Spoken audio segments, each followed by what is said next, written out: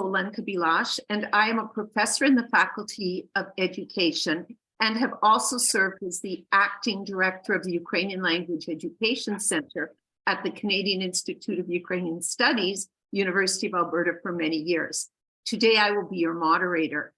Let me begin with the land acknowledgement.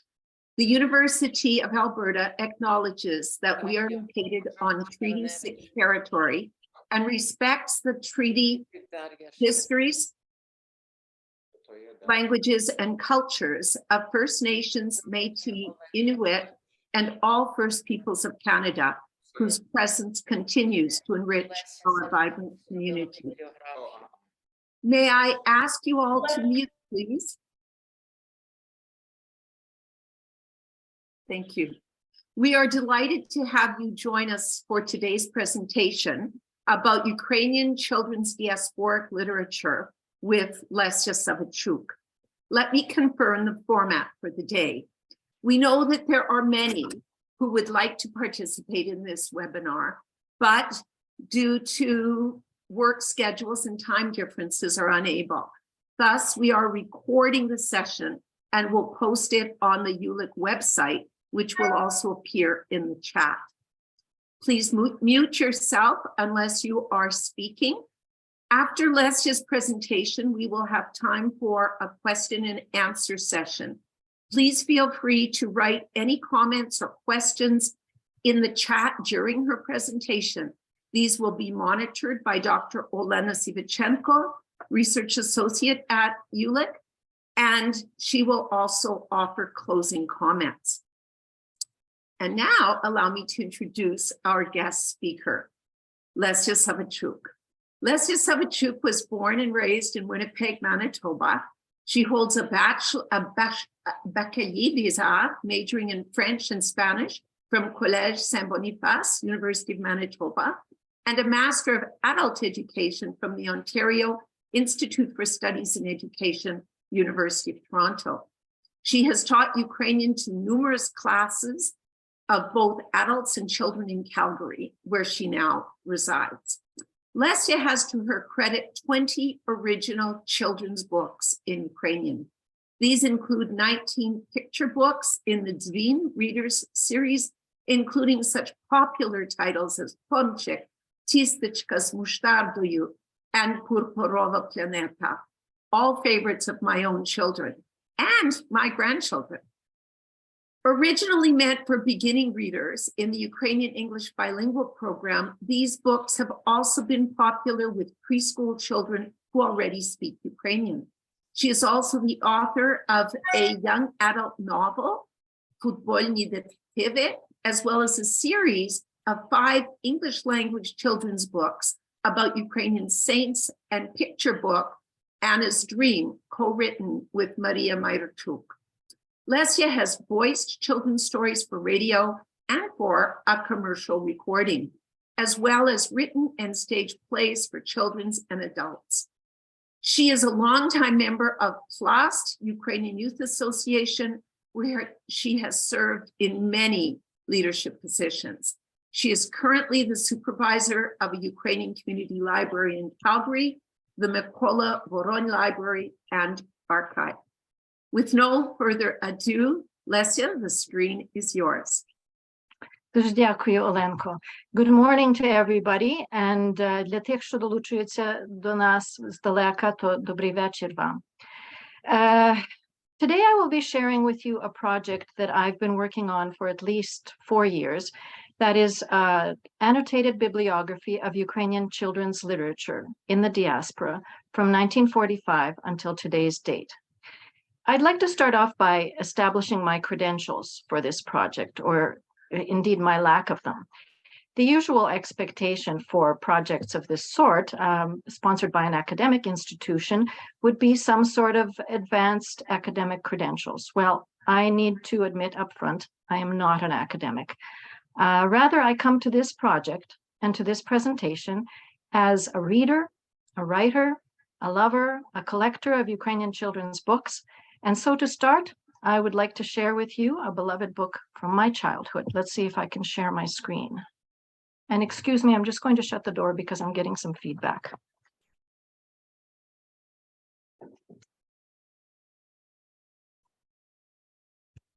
Okay, share screen.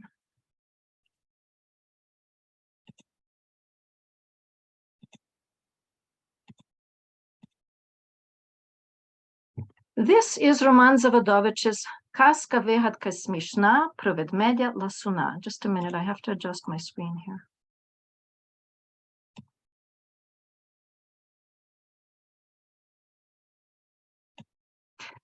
Which translates as the funny fantastical tale of a sweet-toothed bear. It is just over 75 years old, and no, I am not quite that old. Although this book was published in 1947, it was read by me over and over again in the 1960s. It's a bedtime story about a bear who raids a beehive and gorges himself on honey, and as a result, he ends up with a terrible toothache. With the help of his forest friends, he gets a new tooth and learns a lesson about how to take care of his teeth. I just loved the rhymed narrative. Savedchuk is a real master at rhyming effortlessly, narratively, and strictly to meter. Хоч медок смачний на губи, та болять від нього зуби. Вуйко ж наш такий узявся, що з дентистами не знався. І хоча міцний, мов дуб, мав один дірявий зуб. It just rolls off the tongue. Works like this made me a fan, probably helped make me a writer, and eventually led me to collect and document Ukrainian children's literature in the diaspora. And why specifically diasporan literature? Well, I am a child of DPs. My parents lived in displaced person camps after World War II, and my father was an actor and director both there and in the Ukrainian community in Canada. So I've always been interested in the cultural activities of that era and that demographic. Plus, this is the body of books that I grew up with, so it has a personal appeal. To start, a bit of an outline of today's presentation.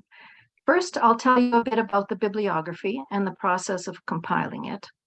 Then I'll give you an overview of the publishing activity that took place, including some historical context.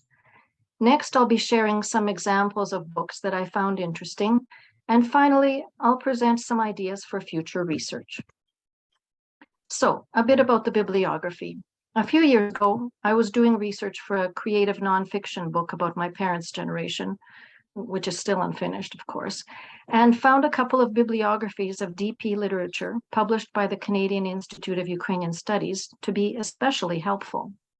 But seeing these wonderful resources, I was struck by the fact that although many and varied bibliographies had been published, a bibliography of children's literature didn't exist. I happened to mention this to Olenka over lunch, and soon I was off to the races.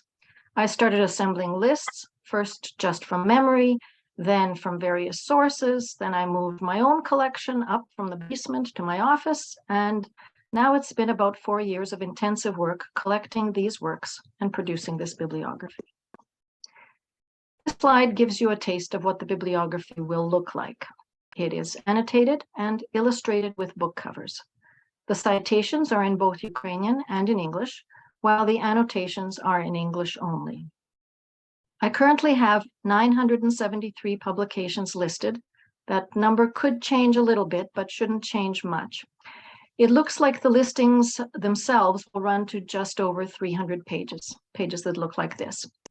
The bibliography will also include a historical overview, and the plan is that all this will be published in PDF format on the website of the Ukrainian Language Education Centre. So what elements did I consider when deciding the scope of this project? First, age. The lower end of the age range for children's books is a no-brainer, but defining the upper range is a bit problematic. At what age is a child no longer a child? When is a book not a children's book, but a book for adults, which is also read by children or youth? What age does the term youth apply to even? In Ukrainian, the word molod can apply equally to teenagers and to university students. Is a 1947 periodical for molod, which is full of political tracts, something which should be included? There are many dilemmas. Recommended reading lists that I found usually had two categories in the upper range, ages 10 to 14 and 14 to 18. I have included books in the 10 to 14 category, but generally not 14 to 18, since I found that most of these books were not expressly written for young people, but just recommended for them. There were exceptions. I have included advanced books that expressly stated that they were for young people or who had a young protagonist. I'm still struggling with whether to include some items, particularly those published in the 40s and 50s. From a 21st century perspective, it's sometimes difficult to know for whom they were intended. Second, language. So all books must have at least some Ukrainian, but they can be bilingual or trilingual. In fact, the vast majority of books are in English only, possibly with a Ukrainian English glossary at the end. Place and year of publication. I've included books published in Western Europe, the Americas, and Australia, but not those published in Eastern Europe.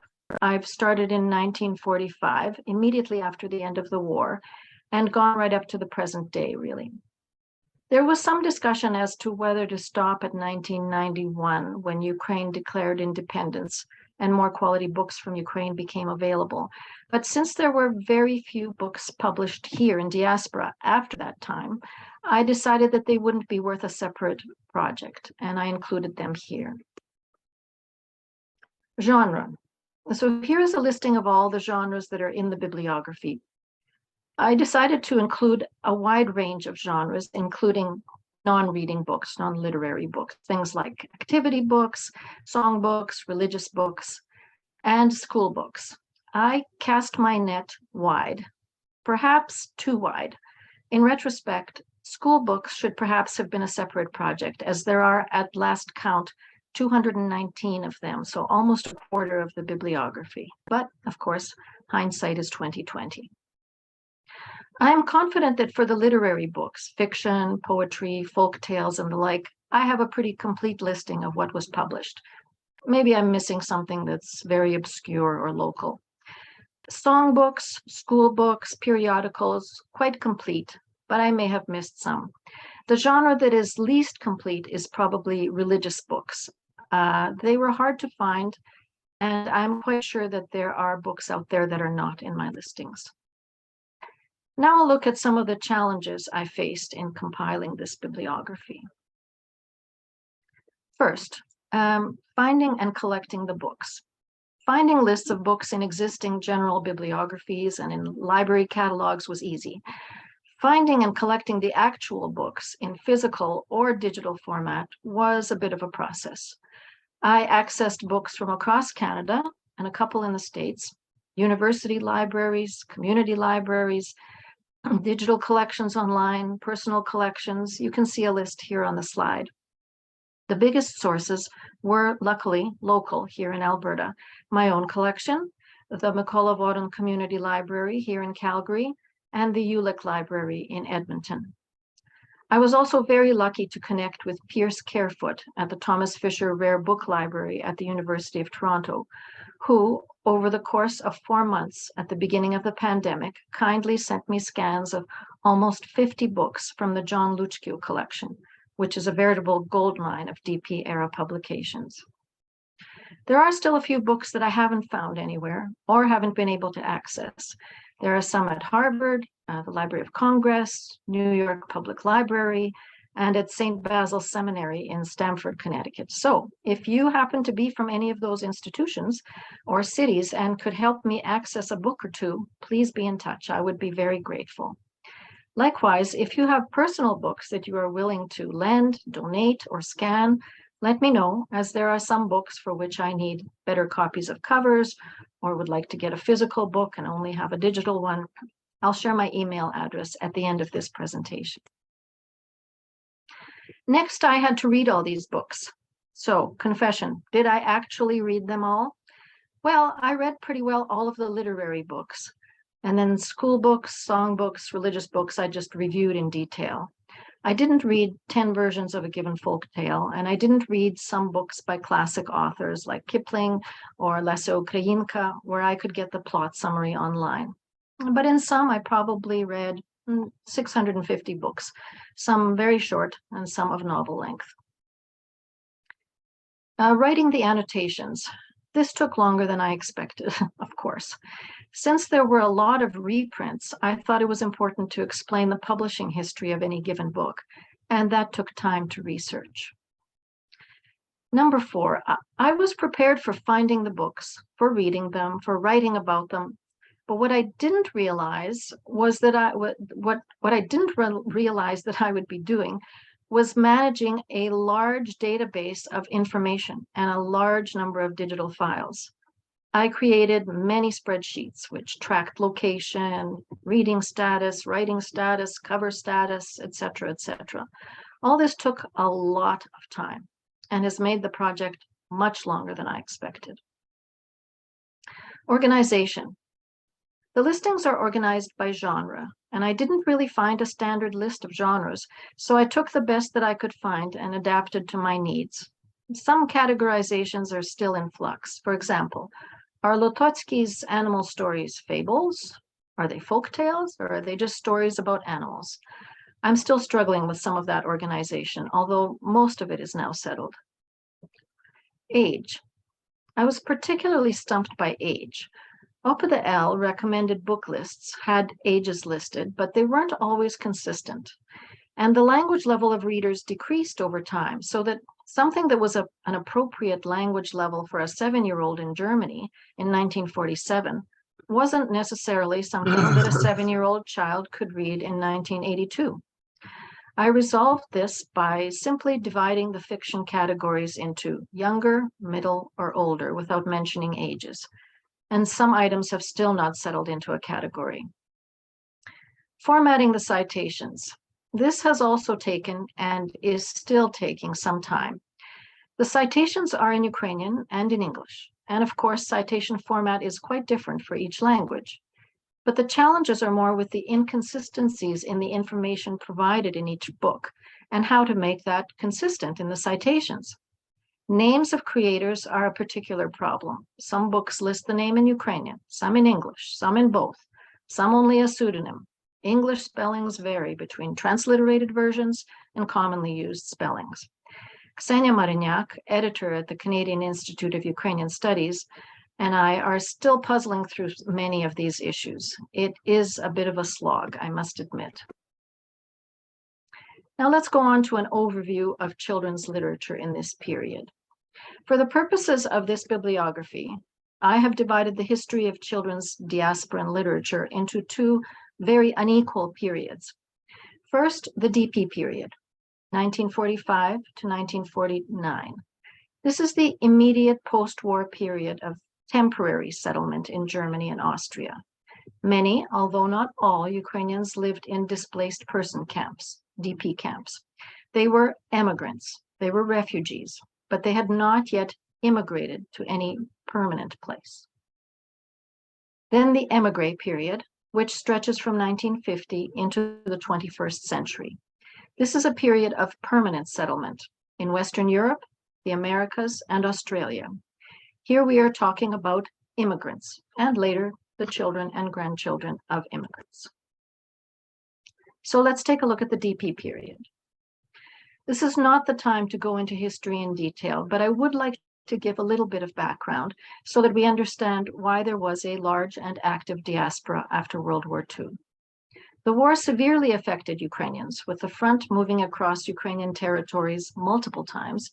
Large swaths of Ukrainian territory came under Russian occupation, under German occupation. Smaller parts were at certain points occupied by the Hungarians, the Romanians. Millions of Ukrainians were displaced. At the start of the war, some, particularly intellectuals and activists, fled west with the first Soviet occupation of Galicia in 1939. During the German occupation, according to the Internet Encyclopedia of Ukraine, 2.2 million Ukrainians were shipped off to Germany as forced laborers, Ostarbeiter. And towards the end of the war, in 1944, with the Soviets again approaching from the east, a veritable flood of Ukrainians, many from Western Ukraine, fled west, not wanting to live under Soviet domination. As a result, at the end of the war, there were millions of displaced Ukrainians in Western Europe. Sadly, many were repatriated by the Soviets, often forcibly, but about 200,000 remained, homeless and stateless. Most of these Ukrainians eventually came to live in DP camps, displaced person camps organized by UNRWA, the United Nations Relief and Rehabilitation Administration, most often in unused army barracks in the American, British, and French zones of Germany and Austria. Post-war economic conditions were poor, shortages rife, and several families often lived in one room, separated by hanging blankets. But in the camps, the refugees' basic security and survival needs were met, and with many intellectuals in their midst, a rich cultural and educational life flourished. Publishing was one of the sectors that was active, with over 1,200 books and pamphlets, plus many periodicals published. In March of 1946, a group of writers, illustrators, publishers, and educators met and formed an organization which would be the main driving force of Ukrainian children's literature outside Ukraine for the next 50 years at least. Its name was Об'єднання працівників дитячої літератури імені Л. Глібова. A literal translation would be the Association of Children's Literature Workers. It's referred to mostly by its acronym, OPDL. Sadly, the minutes of that first meeting have been lost, but extensive notes and recollections are available, and from these I've been able to cull some main ideas, which were discussed and which became guiding principles in the activities of this organization. First, children's literature is equal in merit to adult literature, an idea which had not always been accepted. Second, children's literature is an important tool in the aesthetic and national education of children. I struggled with how to translate this. In Ukrainian, it's nationalne vychovання. National seemed not enough, and patriotic seemed too much. Likewise, education was a narrower concept than vychovання. To me, at least, it seemed. Vychovання encompasses more than the school system, is perhaps better translated as upbringing. Since this idea is a major theme in children's literature in the diaspora, I think it's important to understand its complexities. And number three, the mission of OPDL is the creation of quality children's literature, and we will revisit this later. OPDL went on to publish 20 books and 12 issues of a children's newspaper, Mali Druzi, in about 3 years in Germany and Austria. They also organized yearly conferences, writing competitions, although some of the prize winners were not published until later in North America. OPDL was not the only publisher. Almost 100 books for children of various ages were published during this period by a myriad of publishers and by authors themselves. The market was hungry for books. As is the case with today's refugees from the war in Ukraine, books were not the first thing these refugees grabbed when they were fleeing their homes. Importing books from Soviet territories was not possible and not appropriate. The DPs had to create their own. And they did, although probably not enough to meet the existing needs. Publishing in post-war circumstances was a challenge, of course. Paper and ink were scarce, as were intact printing presses. Cyrillic movable type was particularly hard to procure. Writer and publisher Leonid Poltava recounts trading nylons and soap for rare Cyrillic type, and then escaping in the night with these treasures to avoid being trapped in the Soviet zone and forcibly repatriated to Soviet Ukraine. Permission for publication had to be obtained from the military authorities of a particular camp or zone, and books often stated something like, printed with the permission of UNRWA team XXX. And how did one distribute books when there were no stores? Traveling book salesmen, colporteurs, traveled from city to city and camp to camp, peddling their wares. It seems that some of them tried to inflate their profits by selling at higher prices than stipulated by the publishers. So I found books that listed the price and then the phrase, "It is forbidden to sell this book at a higher price." Quality varied. Some early publications were typed rather than typeset. Many were printed on newsprint type paper with no color. Others had impressive, although limited color, like the little board book in the lower left, Dite Odhadajte, and the picture book lower right, Прихода з автобусом.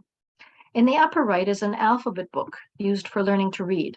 The page I chose here shows the letter E for emigrante, emigrants, and a sad-looking little girl.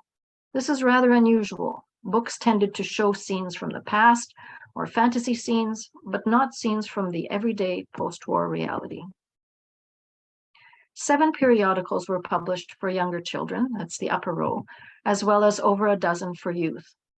Most publications only published a couple of issues, except for Mali Druzi, the 2 on the right, which managed 12 issues. Youth periodicals in the second row were mostly published either by scouting organizations like Plast or SUM, or political organizations like the Organization of Ukrainian Nationalists, OUN. As I've mentioned, it's hard to know what age some of these were for.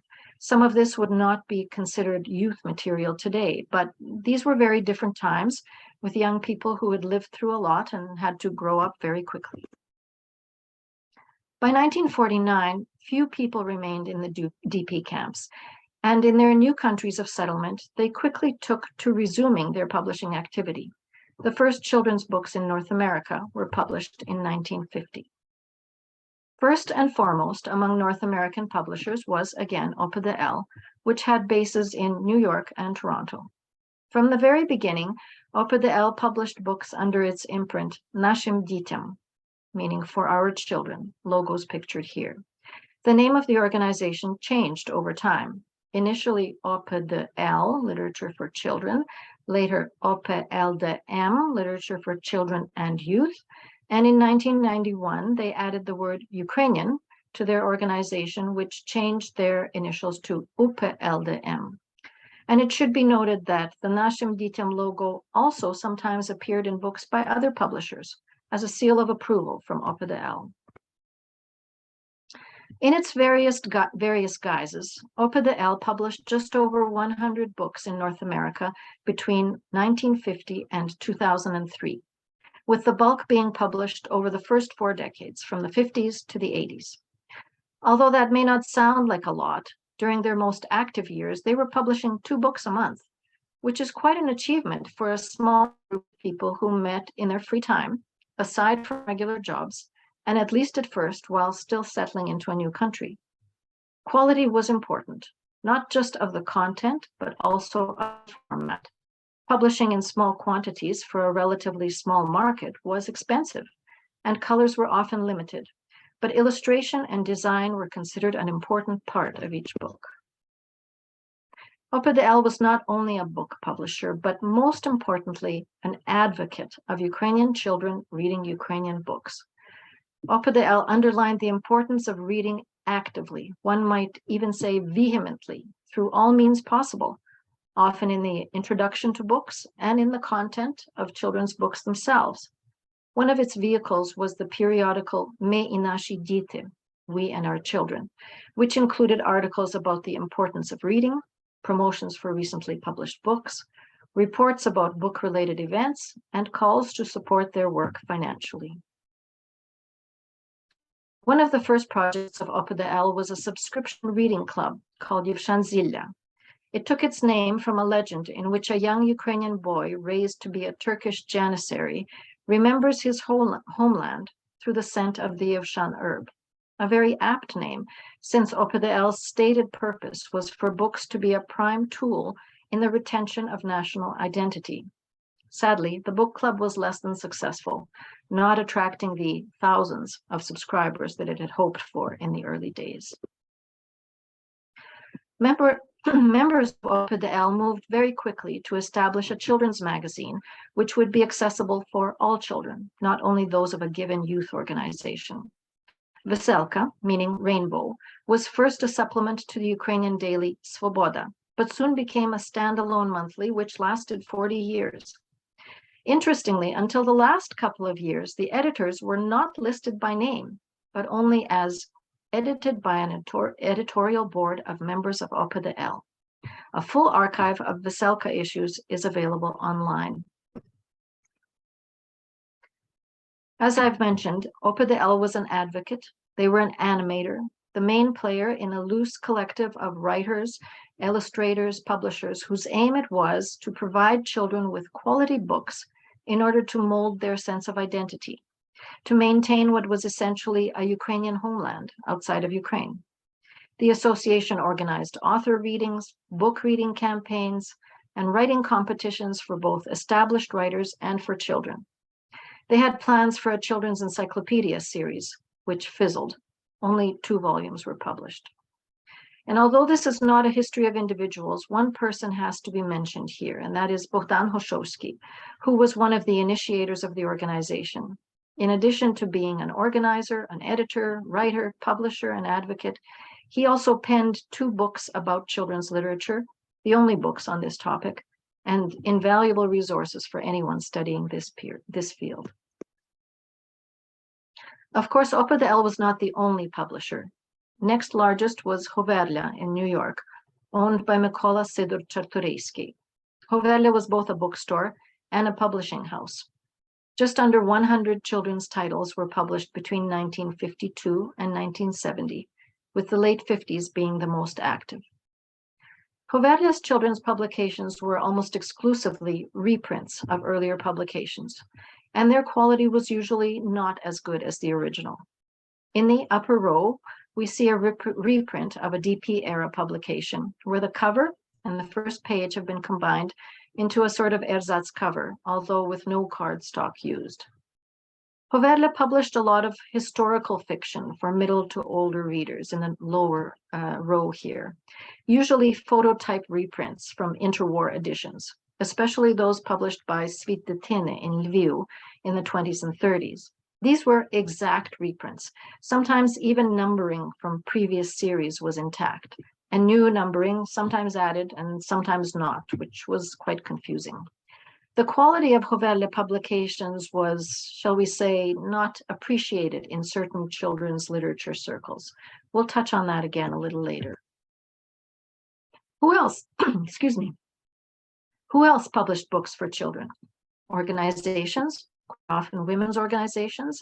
On the left is a series of 16 anthologies for young children, edited by Maria Yurkevich and republished from the children's pages of the women's magazine Nasze Życie in the US in the 50s and 60s.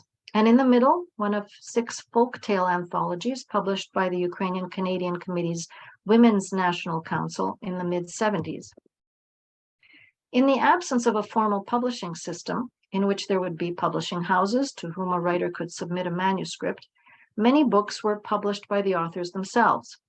Sometimes we just see published by the author in the book, and sometimes authors created personal publishing imprints. For example, Lesia Savedchuk, whose book we see on the right, self-published her books under the imprint Karpaty. Although most publishers were located in Canada and the US, there were some publishers outside of North America. A handful of books for children was published in each of Argentina, Australia, and Great Britain. Many, even most of the original books in the bibliography were written by what I call the old guard, writers born in the first 2 decades of the 20th century who emigrated from Ukraine. People like Roman Zawodowicz, Leonid Poltava, Ivanna Savitska, Nina Mudryk-Mritz, Mykola Pohidny, Volodymyr Radzikevich, Lesia Brezhun-Shanta, Hanna Cherin, just to mention a few. But starting in 1979, with a trio of books published by the Savedchuk preschool in Toronto, we start to see a small group of younger writers emerge. Bohdana Horich-Smots, Kristina Sankyu, Vera Vedmedek-Kap, Roma Chumak, Olenka Bilash, myself. Mostly these writers produced books for very young children. This group is born about between 1945 and 1960. Many, although not all, are children of the DP generation. Interestingly, I did not find book authors who were born between 1930 and 1945. We don't have time for an in-depth look at the works that have been published, or even an overview of each genre, but I would like to share with you a few books which I found interesting, or which have been my personal favorites. I'll start with something from my childhood, Rhymed Riddle Books by Bogdan Fedchuk. Apparently, back in high school, Mr. Fedchuk wrote an essay in rhyme, and an indulgent teacher encouraged him to continue submitting more assignments in that format. He never stopped rhyming, and once he immigrated to Canada, he published 25 books of rhymed riddles and other puzzles, about one book a year for over 24 years.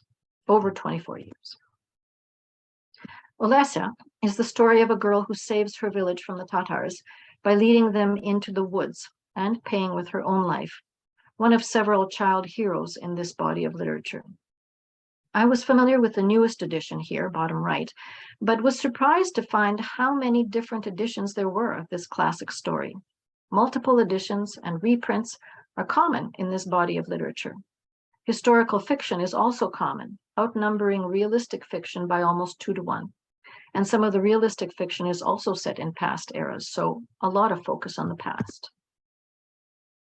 Syn Ukraine is a Robinsonade, a story inspired by the tale of Robinson Crusoe. In it, Kozak Mykola Nalyvaiko is taken prisoner and after many adventures escapes and joins a ship sailing for the New World. The ship sinks. He finds himself marooned on a desert island where he learns to survive and in time establishes a colony which he names New Ukraine. 2 individuals, Valentin Zolotopolits and Ihor Fediu, collaborated to produce this book, but there is some controversy as to who did what, with various editions presenting various versions of the story and of the history of its creation. The text of this short picture book, Vesela Praca, meaning happy work, is the children's folk song Dva Vedmedi. On the left is the 1944 edition, published in Kraków, Lviv by Ukrainskie Wydawnictwo, and in the middle, the Hoverla single-color 1955 reprint. What's interesting is that the first 5 illustrations from this book were also slightly modified and used in a series of 7 satirical anti-Nazi and anti-Soviet postcards produced shortly after the end of World War II under the title Vesela Praca, Narodnya Pisenka na Nový Lad, Happy Work, a folk song a new way. You'll note the armbands of the bears, which feature both a swastika and a hammer and sickle. I only found one story published in the immediate post-war period that reflected the daily reality of the DPs. In Petruseva Povest by Olena Cehelska, 7-year-old Petrus relates how his family is shipped off to be Ostarbeiter on a farm in Germany, how they survive bombing raids in the city to which they move, and how they make the acquaintance of American soldiers who help them. This story was originally published as a serial in Mali Druzi magazine in the DP camps, and later republished in the early 1950s in Canada. Narrative poetry, my favorite genre. So many books from which to choose that I will not pick favorites. I'm struck by the preponderance of narrative poetry in Ukrainian children's literature, something which I don't see in English. Of course, any language which is highly inflected, like Ukrainian and other Slavic languages, is easier to rhyme. It would be interesting to look into whether other literatures also tend to have a large proportion of narrative poetry.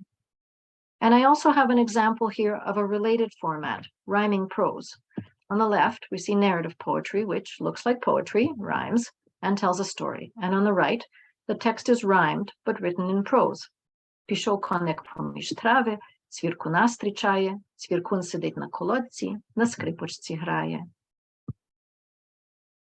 And my last example is this gem, a wonderful book about the war between the mushrooms and the beetles. This book was originally published in 1919 in KU in full color, as we see on the right. The 1959 New York version on the left pales in comparison. We don't know who the author was, but he or she distinguished between 10 types of mushrooms, including deathcaps, who, with their magic knowledge, are tasked with being medics. The mushrooms were all painstakingly anthropomorphized in detailed illustrations by Ochrim Sudomora. And I don't want to give away the ending, but let's just say that the mushrooms are very close to victory when their leader accidentally falls into a bowl of hot borscht. The purpose of this project has been to assemble and annotate all these books, in-depth analysis beyond its scope. But I'd like to mention a few possible topics that I've found interesting in the course of my work and that might be productive avenues for future research. There has not been any scholarly research into this area in North America, outside of a short overview by Christine Venard in 1979, and the books by Hoshowski that I mentioned. But a couple of scholars in Ukraine, in particular Marina Vardanyan of Kryvyi Rih State Pedagogical University, have been active in this area. So the first idea, the quality polemic. Hoshowski, in his book Me i Nashi Diti, alludes to a discussion which took place in the 1950s on the pages of Ukrainian periodicals, particularly in the daily Svoboda, about the need for quality in children's literature and the apparent lack of it in some publications. Svoboda is all online and relatively searchable, so I spent a little time on this, and I did find an article published in 1955 which alluded to an unnamed, very active publisher of books who, quote, is causing more harm than good, printing indiscriminately and using illustrations and covers without permission from the creators, unquote. The article gives specific examples, all books printed by Hoverla, of course, without mentioning the publisher. It would be worth researching this discussion further, especially since the debate about quality of language used in children's books stretches back to the interwar period in Western Ukraine. And of course, Hoverla republished a lot of those books. The global context. Ukrainians are, of course, not the only émigré community to establish itself outside of its homeland. It would be worth looking at other communities to see whether they produced similar bodies of works. I have found a couple of Lithuanian researchers, whose names I will not attempt to butcher, but which I can provide upon request, who are interested in DP publications and diaspora and children's publications. Perhaps parallels exist between these two DP communities. Austrian researcher Nadia Prendl wrote about Russian children's literature in exile between the two world wars. From the English language summary that she sent me, it appears that there was a lot of realistic fiction created, reflecting émigré children's everyday experiences. Very different from the literature that I have studied, which looked to the past, but seldom reflected this DP reality. These are just a couple of historical examples. Comparisons could also be made to more recent groups of immigrants. Other bibliographies. The present bibliography only looks at books and periodicals of a certain period. It would be interesting to compile bibliographies of other items produced for children. Sound recordings, both musical and spoken word, video recordings, multimedia, toys, radio, television programs are some categories that come to mind. Also, there were many publications in North and South America before 1945, harder to track down, no less interesting, perhaps more interesting. And of course, there are many, many publications in English, books and periodicals. A detailed history of OPDL would shine a light on its many activities and on the individuals who were integral to its success. How did they decide what to publish? Who were the prize winners of all the writing competitions? What kinds of print runs did the books have? What events and campaigns did OPDL organize outside of Eastern Canada and the US? Some OPDL members are still alive, and I believe interviews are planned with them. Uliana Plavushchak of Toronto has been doing some work in this area. OPDL documents are scattered. I know some of the original members' records are in the Ovan archive in New York, I believe in Munich archive. Others are in personal collections. A researcher would have their work cut out for them here. Books only show us a fraction of the work published for children. Much more creative output found its way into the periodical format. How interesting it would be to examine the content of these periodicals in detail. Here we see a few examples of magazines for younger children. From left to right, Veselka, which we've already mentioned, the Plast magazine Hotuis for young scouts, Sonyashnik by the publisher Novi Dni in Toronto, which curiously reprinted some of its content from Soviet publications, Yuni Druzi by the Association of Ukrainians in Great Britain, and Mi Priyatel, a Catholic publication out of Winnipeg. Creators. Firstly, illustrators. Many of the illustrators represented in children's literature were not only illustrators, but established, even famous artists in their own right. Think Kozak, Levitsky, Gnizdowski. It's no surprise that often we see not just the words illustrated by so-and-so, but illustrated by the artist so-and-so. How big a part did illustration play in their careers? How did the styles of illustration compare to general world trends? And wouldn't an exhibit of this book art be an interesting project? And an in-depth look, of course, at the authors, their lives, their creative output, both pre- and post-war, if applicable. Very worthy of a scholar's attention. A couple of short mentions. There were 50 books of plays published during this period, both anthologies and single plays. I wonder how many were actually staged.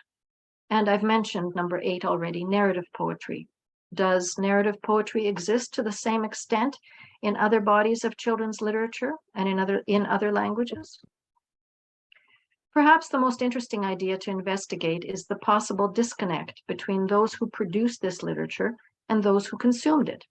My title, Displaced Writers, Diasporic Leaders, points to disparate demographics, and I believe further study would indeed prove that these two groups are quite different. As I've mentioned, the vast majority of the books in this bibliography are written by writers who were born in the first 2 decades of the 20th century, in ethnographically, although not always politically, Ukrainian lands. After World War II, they found themselves to be refugees, and having eventually settled in Western Europe, the Americas, Australia, they still oriented themselves very much towards their homeland, keeping the memory and the hope of an independent Ukrainian nation alive. Their stated aim for the literature that they produced was for it to serve as a primary tool in the national education of a new generation of Ukrainians. Marina Vardanyan describes this as mission literature, tasked with helping to preserve Ukrainian language and a national identity in a community transplanted far from its roots, hoping to return home. So my question, were they successful in their mission? Perhaps for young readers in the 1950s, themselves displaced persons, the books being published were appropriate to their interests, their background, to their sense of transplanted Ukrainianness. But as time went on and a new generation was born, I feel that a disconnect developed. The new readers, my generation and beyond, were born in the New World. We were North American as much as we were Ukrainian. We read golden books about Mickey and Dumbo, Nancy Drew mysteries, and, God forbid, comic books. Our language level was declining. Perhaps our sense of identification as Ukrainians was as well. Did the works of writers born overseas and reaching their later middle age, in which the message sometimes overshadowed the plot, meet our needs? Some writers did a great job of balancing creativity with message. Others, not so much. I honestly don't remember whether as a young reader I had any opinion about these matters. I expect not. Or whether it was just as an adult, probably a parent, that I started to realize to what extent there was message in the children's literature that I knew. But maybe I came late to this realization because I was an avid young reader. Perhaps a different story would be told by others who were not avid Ukrainian readers. Hopefully their memories are better than mine and could be plumbed for an inquiry into this topic. How eager were they to read in Ukrainian?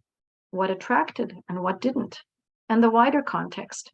What role did children's literature play in the development of national identity compared to other factors like Ukrainian schools, youth organizations, cultural activities? This project looked to the past, and it is important that we document and value the past, some of which disappears with the memories and possessions of a generation when it dies. Since the arrival of my parents' post-World War II immigration, new waves of immigrants have arrived from Ukraine, seeking a better life and recently a respite from war.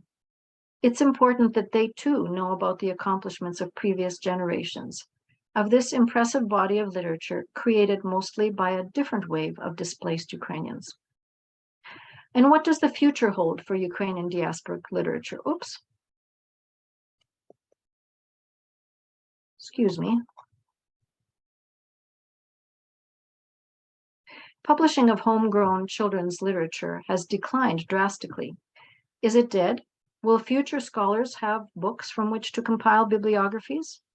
My generation, who were, I would say, generally not avid Ukrainian readers, have, of course, with our declining levels of language ability, not become Ukrainian writers, and our children even less so.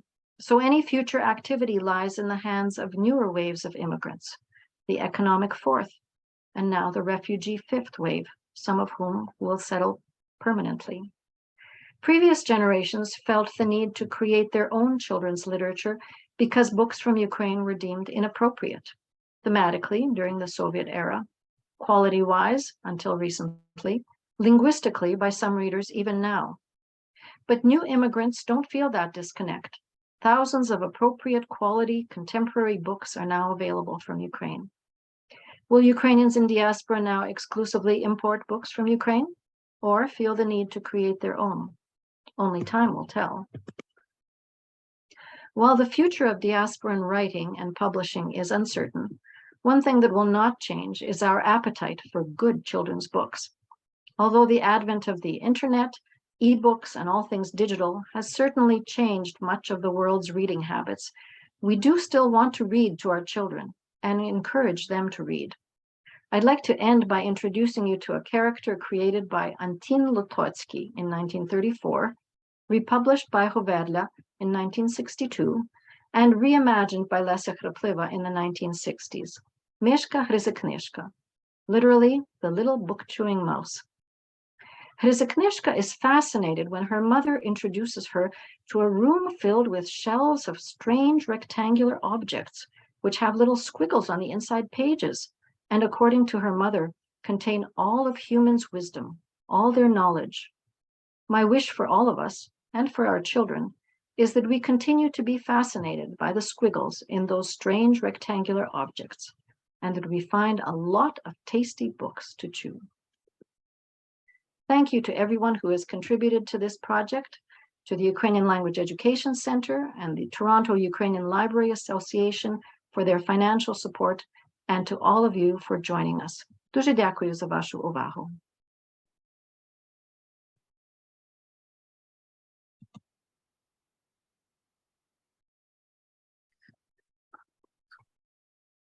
Дякую, Lesio. I'm sure you will all agree that this was a most informative and inspiring presentation. Thank you.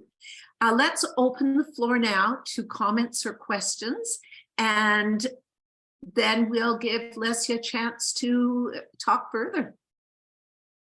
And I think we had mentioned in our planning meeting, Olenka, that питання можна ставити і українською, не тільки англійською. If somebody wants to ask questions in Ukrainian, that's fine too. We can do some translating.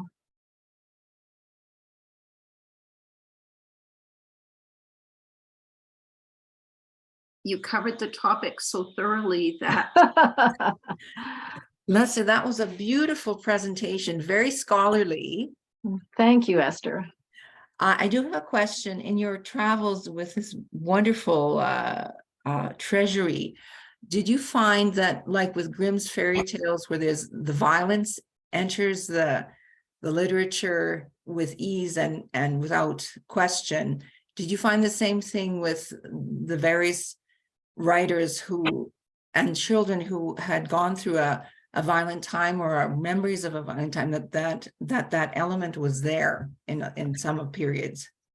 That element was there. It was certainly there in historical fiction in describing, say, the Cossack era. There was one book that had a rape and a facial disfigurement, which I wondered how that was appropriate for children.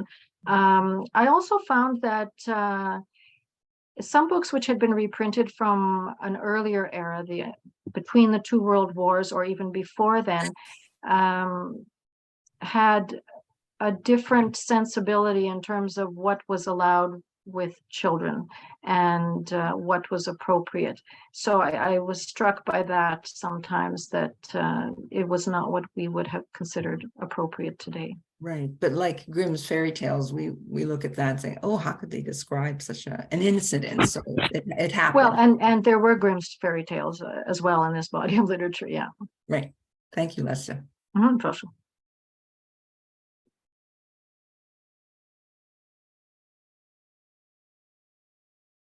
Comments are also welcome. Snežana, прошу. Доброго вечора. І якщо можна, я поставлю питання українською, бо боюсь, Прошу. моя англійська не настільки розвинута. Прошу, прошу. Я цікавлюся дитячою літературою радянського періоду. І там існує така ситуація, що виховна функція цієї літератури переважає над пригодницькою настільки, що повністю підкорює її. Чи не могли б ви коротко окреслити, яка роль і присутність пригодницької розважальної дитячої літератури в цьому масиві діаспорної дитячої літератури? Я не знаю, чи я розумію точно, що є пригодницька література. Чи ви можете мені пояснити? Adventure, Adventure. yes. І entertainment. Так, чи я маю відповідати українською чи англійською? Я розумію добре, але погано говорю. Ага, то я відповім англійською, бо деякі тут не розуміють українську. So the question is about Snežana is interested in Soviet era children's literature and the juxtaposition of entertainment and adventure in a book versus чи можете знову пояснити, бо я не знаю, як це перекласти. Виховна функція? Yeah, the educational, right, the educational aspect versus the entertainment aspect. So I see very much the same thing in this literature. I don't want to criticize writers, and I will not criticize any individual writers, but very often the message, which is the educational aspect, overtakes the other, and the plot suffers because of the message. The message often is very, very much in the foreground. I see this in a lot of books, not only in historical fiction, but in things set in present day North America. For example,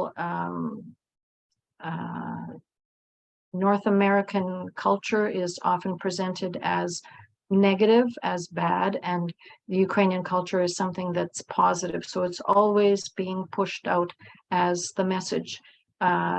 And I find it interesting that there are some writers that are really good at combining the two. For example, Lesia Savedchuk, not always, but in some of her books, she combines both the educational aspect, the message, with the plot in a really good way. She's an excellent writer. But there are other writers that seem to get bogged down in the educational message, in the mission, without being able to move the plot forward well. Я не знаю, чи я відповіла точно на ваше питання, але так, дуже дякую. Це ви дуже гарно відповіли, і мені дуже сподобалася ваша презентація. Буду надзвичайно чекати саму бібліографію. Дякую. So Lesia will put her email in the chat if anyone wants to continue this conversation. And otherwise, I would like to thank or like to ask Dr. Lesia Savedchuk to close our session this morning. Thank you, Olenko. Yeah, I suppose it's time to wrap up already. And I want to thank our dear presenter, Lesia Savedchuk, for talking about her project in which she has been passionately involved for so many decades. Well, and I was particularly impressed with the rich data that she has managed to compile. So more than 300 pages of bibliography. That is very impressive and a lot of hard work that you have put into it. Well, and I was particularly thrilled, though you mentioned that you are not a researcher, but I was particularly thrilled by your in-depth analysis of publications. It's very research-like. And I was particularly enjoying during the presentation the historical context that you presented us. I've learned so many interesting things about it that I was not aware before. And Pani Lesia, you have definitely whet our appetites for children's literature published in diaspora, and we are really looking forward to more talks and particularly publications on your project. Well, and again, thank you very much for sharing about your project with us and for sharing your passion for children's literature. And also, I would like to thank very much to everyone who has joined us today.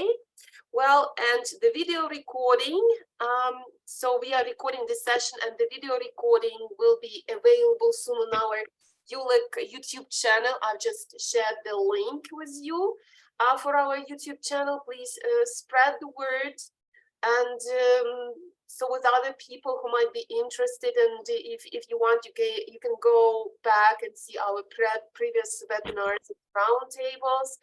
And please stay tuned for our next webinars and events. We would like to see you there as well. Thank you again very much. And so see you in our next webinars. Thank you. Дякуємо всім вам. Ще раз дякую, Лесю. До побачення. Дякую, дякую я.